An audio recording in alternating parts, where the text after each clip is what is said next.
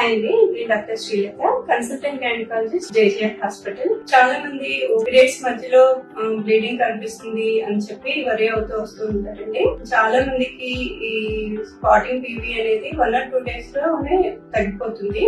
So ఇంటర్మెన్షనల్ bleeding అనేది ఎందుకు అవుతుంది అనేది ఈరోజు రీజన్స్ తెలుసుకున్నామండి.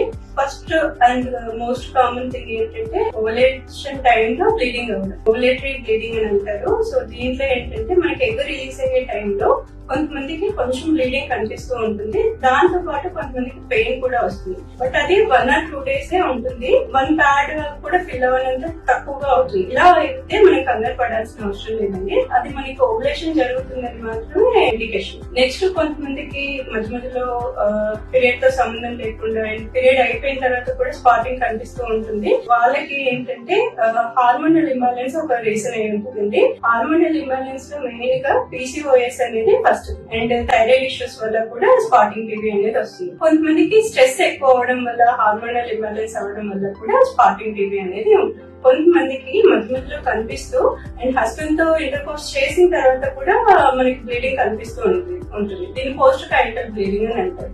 ఇది కొంచెం వరిసం ఇష్యూ అండి. దీంట్లో మెయిన్ రీజన్స్ ఏముంటాయి అంటే సర్వైకల్ పాలిప్ వలన మనకి బ్లీడింగ్ అనేది కనిపిస్తూ ఉంటుంది. అండ్ ఇంకో థింగ్ ఏంటంటే ఎండోమెట్రియల్ పాలిప్ కానీ, ఎండోమెట్రియల్ క్యాన్సర్స్ కానీ, సర్వైకల్ క్యాన్సర్స్ వల్ల కానీ మనకి పోస్ట్ కైటల్ బ్లీడింగ్ అనేది కనిపిస్తూ ఉంటుంది.